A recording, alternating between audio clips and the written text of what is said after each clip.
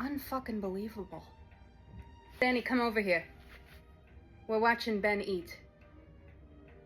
It's amazing how a basic human function can be so fucked up. Why does he hold the fork like that? It's weird, right? Okay, good. I'm not just being a judgmental bitch. I am one, but it's fucking weird. John was right. No, my weekend wasn't that exciting. Dom's back in the guest room, so really not exciting. You can talk about nailing a Hooters waitress, and I can't talk about how I'm not fucking my husband? The double standards in the community are really concerning sometimes. I just brought it up because the other shit that's getting discussed at this Sunday dinner might make people uncomfortable, so I figured I'd just make you guys uncomfortable before. We got things to discuss. Hi, everyone. Take a seat. Daddy. Oh, yeah, I'm gonna hang out in the big chair for a minute because I feel like we're gonna have some big feelings about to come out. And I think that it's only fair that I'm at the head of the table for all of this. Hold on a second, let me get a little bit more comfortable. It's important to be comfy when you discuss uncomfortable things. Wouldn't you agree? Ronnie?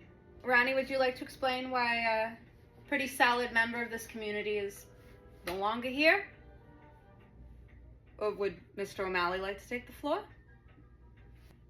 think it's no shocker to anybody that Georgie Pierce isn't here anymore. One of the OGs. And he's not here for a very simple reason. A reason I think you can all respect. It was a business decision. There was a favor called in to my father, who, as we all know, is one of the best traveling salesmen that this entire faction has ever seen. And that favor was doled out. And unfortunately, that favor was not so favorable for Mr. Pierce. I'm sure that all of you are wondering how my father, a man of a certain age with a heart condition, was able to carry out such a function. He wasn't. Neither were either of my brothers. Oh, please, don't all ask questions at once.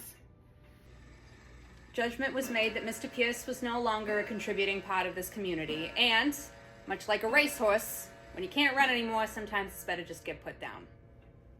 So that's what I did.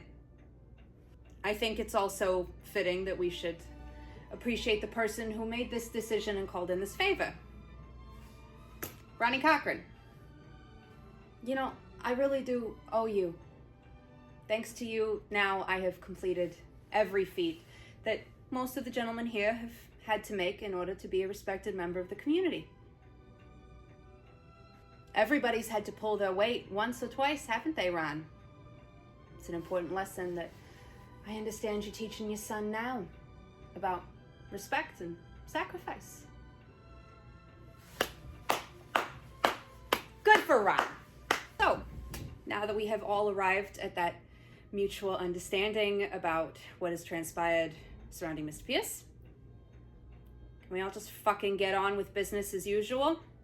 A quick reminder that most of the men here descended or follow the tenets of a faction of gentlemen that came over on boats escaping the plagues of their country, and that one of the founding mothers of the dead rabbits was a woman.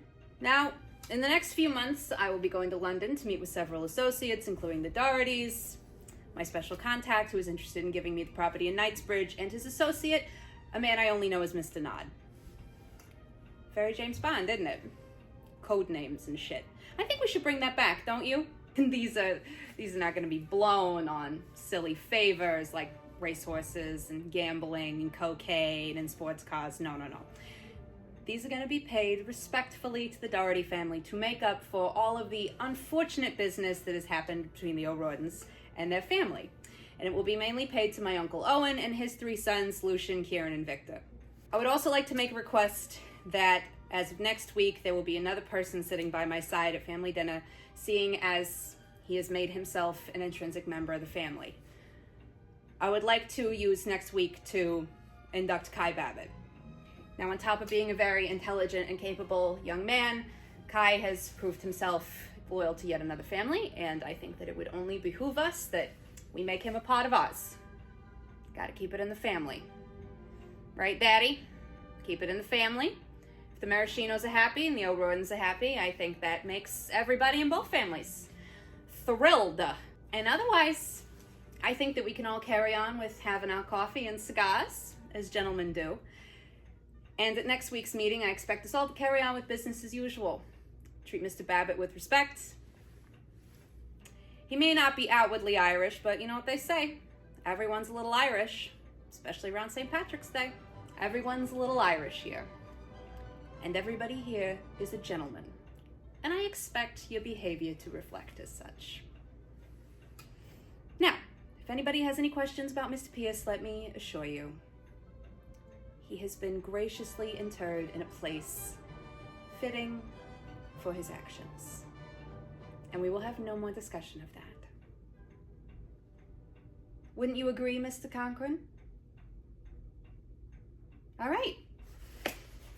I'm feeling like a glass of Woodford myself. Who wants to join? Mr. Cochran, thank you very much once again for allowing me to prove myself to the family in a way that only the gentlemen of yesteryear know how.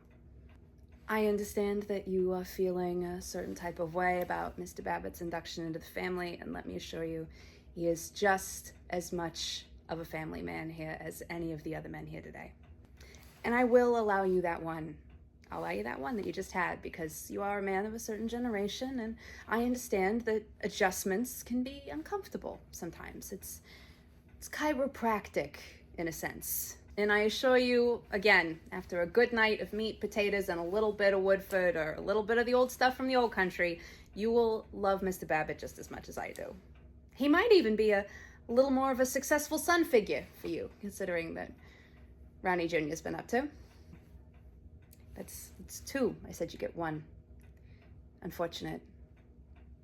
It's very unfortunate that you can't see past some very surface attributes that Mr. Babbitt has.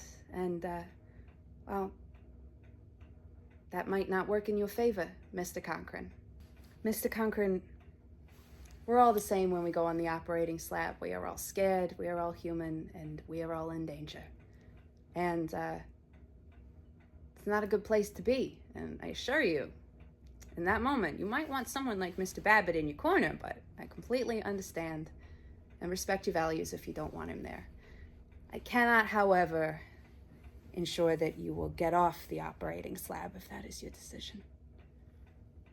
Like I said before, a man of your age has to be very careful when he makes decisions about his health. It's not a good idea not to listen to your doctor.